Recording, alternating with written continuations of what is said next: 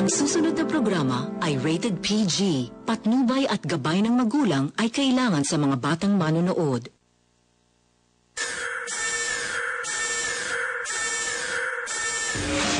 February 25, 2012. Episode number 842. Star Talk TX. The end na, so tigilan nyo na ako. The end na to, ha? Kontrobersya ang sumalubong kay Dr. Vicky Bello sa pagbabalik nito sa bansa mula Amerika noong Lunes, February 20. Ang mismong pagdating pa lang ng celebrity doctor ay pinag-usapan na matapos itong tangkaing iwasan ng press na nag-abang sa kanyang pagdating. Ayoko na kasi. Hi, Mom! Ito ang unang panayam ng media kay Dr. Bello matapos pumutok ang balitang break na sila ni Hayden Ko Jr. Yeah, moving forward, trying to be strong.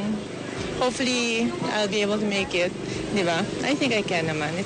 I think it's really the end, so it should be fine. Sinagot rin ni Vicky ang chismis na dinedate niya ngayon ang kanyang Bikram yoga instructor na si Al Giro Al Galang.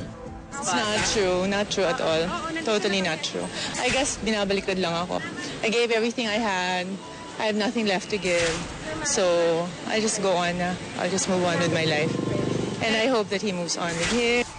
Kung si Vicky ay desidido na to move on, tila iba naman ang drama ng kanyang ex-boyfriend na si Hayden Ko Jr. Sa pagbabalik ni Bello noong Lunes, ginamit ni Hayden ang Twitter upang ilabas ang sama ng loob saan niya'y pangangaliwa ng taong bagamat di pinangalanan ay pinaniniwalaang si Dr. Bello. Sa sunod-sunod na tweets ni Hayden na nalilink ngayon kay Nancy Castiglione, sinabi nito, and we quote, "You accuse me of infidelity and barrage the public with accusations as if it's really true. Proof? Come on, show me. That proof better be a real proof of infidelity, just like this one. October 2011, you said it's just a friendly letter from your Bikram yoga teacher Al Galang." Hayden attached a purported letter from Al to Vicky. Bahagi ng pinagsalosang sulat reads, and we quote, "You've become such an important part of my life. In ways, it's starting to revolve around you and I love that. I'll miss you, but know that I'm right there with you all the time. Save up the hugs and kisses when I get back." Unquote. Ngunit ilang oras matapos ang kanyang controversial tweets, biglang kumambyo si Hayden at binawi ang kanyang mga paratang sa dating kasintahan. Pinagsisisihan daw niya ang kanyang mga tweets which he posted at the height of his anger. Paglilinaw pa ni Hayden, and we quote again, "Vicky did not have an affair with that guy. I am saying this as plain and as simple as I can. Vicky never cheated on me. Al and I spoke already, and he had apologized to me about that letter. I have forgiven him, and that's finished." Unquote. Samantala, ayaw nang magbigay pa ng karagdagang pahayag ni Dr. Bello tungkol sa usapin. Mas mabuti anyang manahimik na lamang upang hindi na lumala ang kinasasangkutan niyang issue.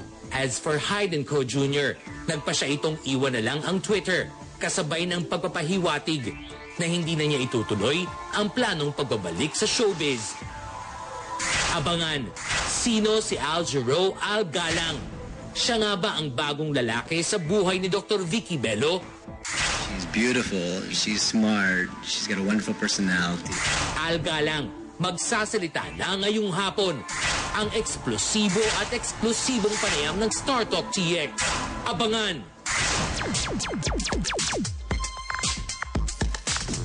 Ikaw, Lolita, gwapong-gwapo kay Al Galang, ha? Alam mo, Aagawin mo, ha? Aagawin mo pa kay Vicky, ha? ngayon ko na-realize na talagang may taste sa lalaki si Vicky Bello. Ayun, may taste naman talaga Talagang yun. puro Oo. gwapo. Puro Anyway, eto Kahit si ating Joey dahu. Santos, gwapo ah. Kailangan isingit pa yun. Mas gwapo si Joey De Leon. Okay, at ito sa ating dahu-dahu ang starletic na ito na with pa or hindi pa nakaka-move on sa kanyang former boylet. Bago yan, papatiin ko muna ng happy birthday si Boy Silvano at si Susan Reyes at si Wilma Galvante. At si Mary Joy Taro ng Flores. I-rate namin siya sa aming Dahu Rated X. Vicky Bello, sorry, buong buo. Dahu! Subject, Starletic Starlet. Daho ang starletic na ito na with pa pala nakaka-move on from her ex Joey Bells.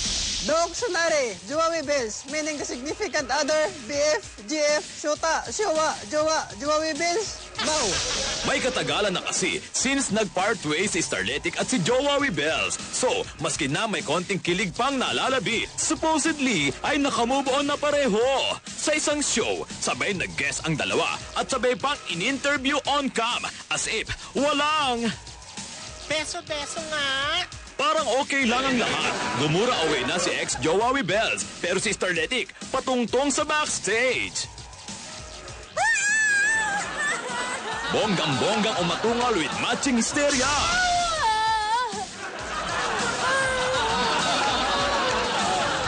Nag-moment ka, ate? Best in atungal ever, as if namatayan si Starlet. Ano rating nyo? Rated NOT, as in move on na te. Kung si Kenneth move on na Starletic. Well, nasaan na nga ba siya? Daho si ex-Joey Bells, hindi siya naging major star, maski na naging madulas siya. Yun na!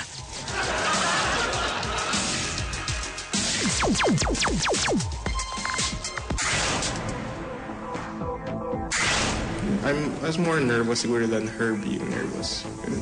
Nagpaunlak ng eksklusibong panayam sa Esquire Philippines ang babaeng nauugnay ngayon kay Pangulong Aquino, si Grace Lee. Mismong ang pamangkin ng presidente na si John T. Aquino Cruz, anak ng eldest sister ni Pinoy na si Bolsy, ang nag-interview sa radio and TV personality. John T. is the web editor of Esquire. Well, before the interview, I didn't really know much about her. Alam ko lang na she was a radio host, tsaka TV host/anchor. So, that's what I knew. Well, Grace was very pleasant during the interview and articulate. So, yeah, it went well. Sa interview ni John T. for Esquire magazine, inamin ni Grace na apektado siya ng mga naglalabasang negatibong komento nitong mga nakaraang araw. Gayunman, hindi raw siya nababahala sa posibleng maging epekto nito sa relasyon nila ng presidente.